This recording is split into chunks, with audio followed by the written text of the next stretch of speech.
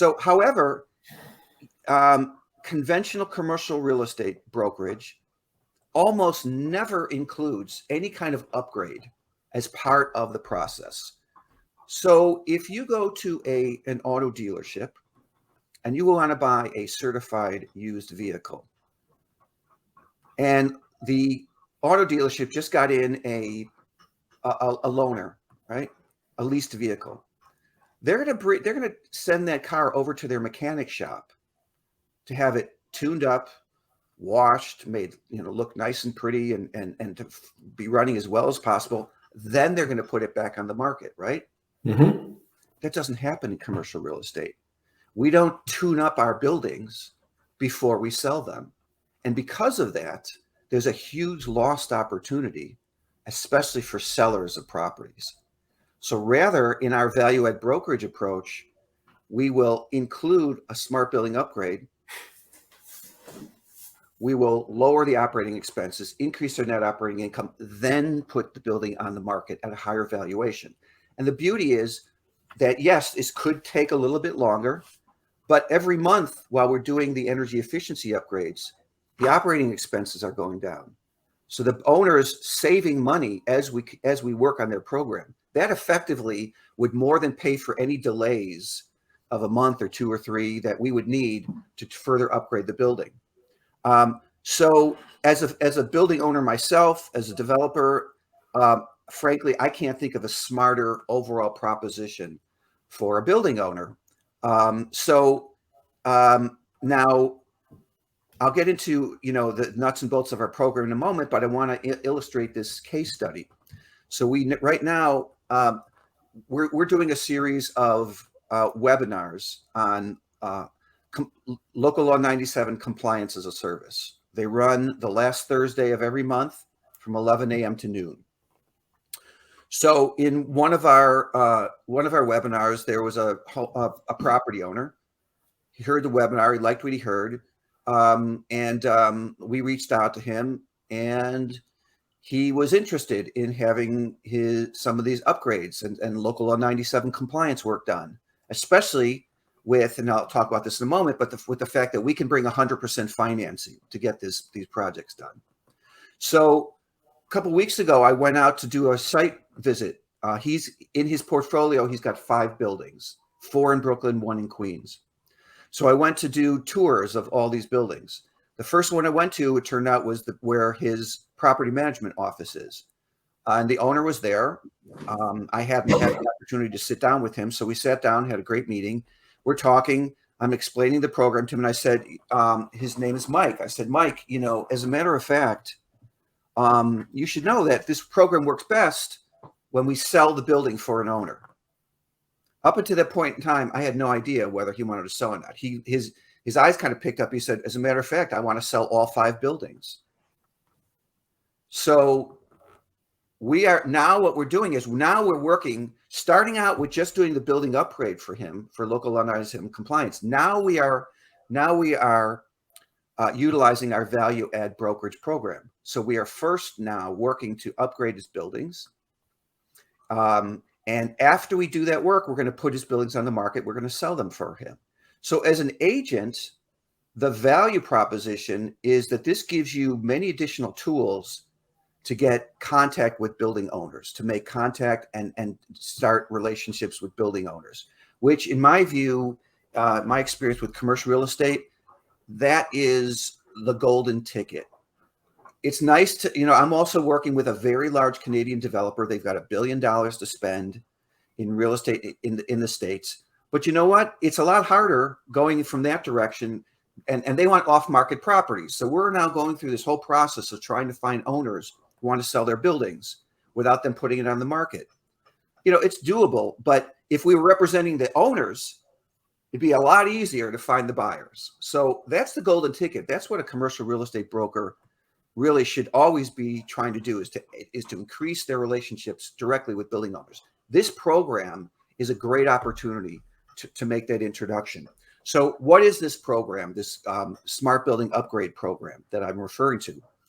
We include 3 phases to this program. Phase 1 is our cost savings phase. In that phase, which is what we're working on right now with Mike, with our client Mike. We started with getting his utility bills and contracts. So we have a company that does utility audits nationwide. They're called National Utilities Refund. They've started, since we got them the utility bills and contracts, they've started a professional quality audit of 6 different utilities: gas, electric, water, sewer, waste, and telecom. And there's no cost to the owner. There's no obligation to the owner. If they find savings, they split the savings with the owner 50-50, effectively for 36 months, after which time all the savings goes to the owner. It's just found money. The worst that comes of that service is the owner learns that they're not being ripped off by their utilities. And that happens much more often than people know. There's all kinds of, sneaky strategies they have. So that's the worst that comes out of that service. But you want to begin with, you need to start getting the utility bills and contracts. Yet you need to really be starting to sink your teeth into the performance of the building. Mostly it's, how efficient or inefficient are they in how they utilize their utilities. You've got to start there anyway. Why not do a no cost, no obligation, professional quality audit? So that's what we start our process with. Next up, we look at insurance. So this client had just recently signed a new insurance policy, but they want to see if we can save them some money. We've got relationships with some commercial insurance brokers.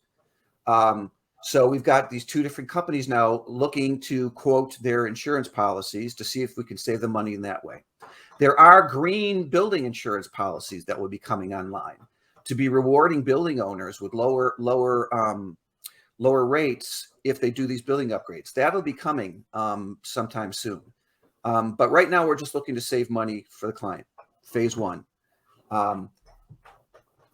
We also have a company that utilizes specialty tax strategies, such as cost segregation. Scott, are you familiar with cost segregation? No, I'm not. Okay, good. So this is an IRS sanctioned tax strategy whereby an engineering firm can be hired to reclassify mostly interior building components and some exterior components as personal property rather than real property. So real property gets depreciated. It's called flatline depreciation. It's over 39 years. So if you're doing conventional depreciation, you're going to take the total cost of the building, the total purchase price of the building, divide it by 39, and every year for 39 years, your accountant is going to depreciate your building by 1/39 of the total cost of the building. If you do cost segregation, you can take about 30% of that total depreciation and fast track it, because personal property gets depreciated between 5 to 10 years. What's an example of something that would be now considered personal property? The boilers? Systems? No. It would be flooring, carpeting, furniture, appliances, anything that's not integral to the building, essentially. So that can push up a tremendous amount of depreciation and save a client, especially where it's really good is especially for relatively new property owners, because the first, I learned this the hard way. What a lot of people don't know, a lot of building owners don't make much of any money the first 3 years of ownership of a multi-family, I'm surprised. Of a commercial property. It takes a long time, to add value, to upgrade the building, whatever. So this will help tremendously, because this will fast track a lot of that depreciation over the first couple, relative, 5 to 10 years. So that's one really great strategy. There's what's called EPA 179D. That's a tax credit for doing energy efficiency upgrades. So that will flow immediately with anybody whose building we're working on. Any building we're working on to do an upgrade will qualify for an EPA 179D tax credit. There are R&D tax credits. If we're working with a client who's an architectural firm, an engineering firm, any company that does any kind of research at all can get a research and development tax credit. There's also employee retention tax credits. So we work with this company called ETS out of Florida, and they will look at all these different tax strategies for the owner.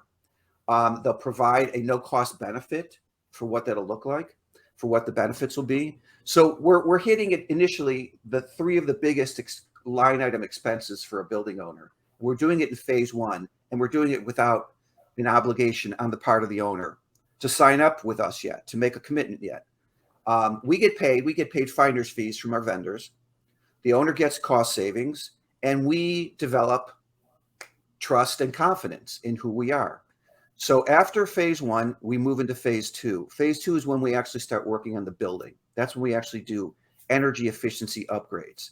So that's when we will engage a licensed engineering firm to pull together a set of plans to do the energy efficiency upgrade, and then bring in a general contractor to work with our vendors. And we are always in process of finding leading edge clean technology and prop technology vendors to be working in these projects.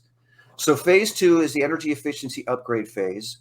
This is when we do things like lighting upgrades, more efficient appliances, better insulation and air sealing, higher performance windows, much higher performance heating, ventilation, and cooling equipment, HVAC equipment. We do all of the upgrades that can significantly lower the utility costs and the operating expenses. That's phase two. We can, for owners who need it, which are most owners these days, we can typically bring 100% financing to do the energy efficiency upgrade. That is to pay for both the soft costs and the hard costs, the engineering costs and the construction costs, which is very unusual. Getting the soft costs to be financed is very difficult. Let me ask you this. Hold on. When you say financing, is that another loan? Is that a lien on the premises in addition to the main loan? Well, now for our, if the property owner already has a loan on their property, we have one vendor, Constellation Energy, which has a program they call EME, Efficiency Made Easy, where they provide their own funds. There's no lien on the property, so it doesn't, and it's an off-balance sheet financing. So if the owner has a lot of, they're loaded up with first position financing from a bank or whatever, that program in particular would still apply, and it wouldn't get in the way of the existing lien on the property from the first position, finance group. So there's different strategy. What I've learned is you need a network of finance groups because they all have their limitations. But our goal is to bring 100% financing, such that the client does not have to cut a check. So we start working on the project either with financing or with the client's own money. We start doing these upgrades. By so doing, we start lowering the use of gas, electricity, water. Water is also a big deal. Water is a big expense, and people, so for Mike Cantor's project, I didn't tell you, what we're also working on right now is a toilet upgrade. They go, toilet upgrade, chuckle. Well, let me tell you something. Most Class B and Class C multifamily buildings in New York City have flushometers, right? Flushometers are absolutely ridiculous in 2022. They're gross, huge wastes of good quality fresh water. How much water comes out of that? I'm curious. It depends. So on my one client's built properties, two of the buildings, it's 3.5 gallons per flush. 3.5 gallons per flush, right? And also a lot of times, I know it myself, we've got flushometers in my building. Oftentimes the mechanism will get stuck and the water will just keep running. Oh, yeah, I've seen that. Right. So just doing a toilet upgrade, and we work with a vendor who's got an ultra low flush water toilet, 0.8 gallons per flush. So 0.8 gallons compared to 3.5 gallons every time you flush, every apartment, every bathroom, every toilet, right? That's huge. And we can get that done. My colleagues can usually get that done as a service, the toilet installation as a service. And again, it always comes down to the efficiencies helping to pay for the project, right? Because the savings that we provide can be worked with in various ways to pay for all this work. So phase 2 is when we do the energy efficiency upgrade work. And after we've made the building more efficient, after we've lowered the utility utilization, after we've lowered the amount of electricity used, gas and water, all lower those usages. Then we move into phase 3. Phase 3 is when we look to install clean power technologies, such as solar photovoltaics, solar electric, or solar thermal, solar hot water heating, or cogeneration, or a big thing that's coming on for heating and cooling are heat pumps, electric heat pumps. And there is a strong push going on right now in New York City to fully electrify buildings. In fact, there's another law, I believe it's local law 111, I believe, the building electrification law. So starting in 2025, I believe, and I'm not as clear about this law. I've just been introduced to it recently, but new ground up construction is going to have to be 100% electric. No gas anymore in new buildings. So why do we wait in phase 3 to install the clean power technology? Well, the dumbest thing to do is to install clean power technology on an inefficient building, because then you're going to be paying for more technology than you need, and it's going to be operating on a month-by-month basis in a much less efficient manner. The first thing you want to do is make the building more efficient, lower the amount of electricity used, lower the amount of gas and water used.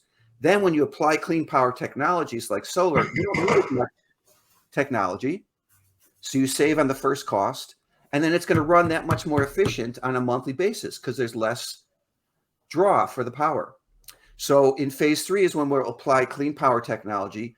For the financing of clean power technology, we like to use what's called PACE financing, property assured clean energy.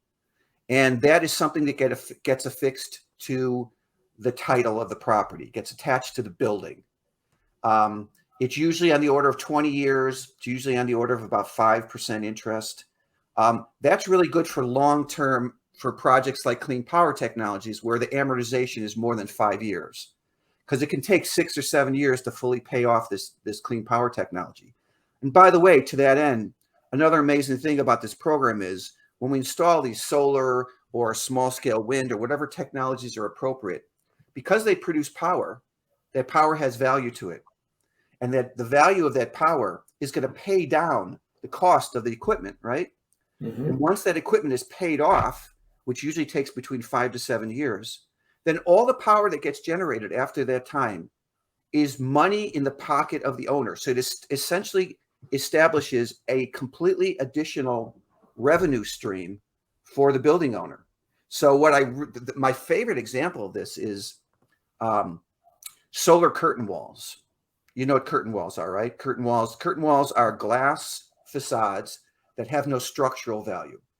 They're just connected to the structure of the building. That's mostly new. Most new buildings have steel frames, and then their facade is attached as a steel frame. Whereas going back 100 years, it was the walls themselves that were the load bearing, right? But that's not true usually, because that was the days before steel structure. So we use steel for the structure. We clad it with glass. That glass, if it's south facing and unobstructed, absolutely should be solar. And there are now solar curtain walls. So imagine a building, they're going to be building up 20, 30, 40 stories. It's got this big wall section that's south facing, unobstructed. There aren't big buildings around it. That south wall is going to get battered with solar radiation, especially in the sun and in the summer, right? Every single day, it's going to get. there's going to be a huge amount of energy and heat bearing down on that southern wall. In a conventional building, they get just all they have is glass windows, right? To allow for views, to allow for operating, opening, closing, and operation, right, for views. But it doesn't have the additional function of solar embedded. Right. When you include that, you can turn so it does two important things. First of all, that solar embedded in the glass is going to absorb most of that solar radiation. So it's not going to come into the building as heat, which means that you don't have to pay as the building owner to cool that excess heat. Second of all, it produces power. So now, and once that's paid off, you would literally have the south facade of your building that is another revenue stream.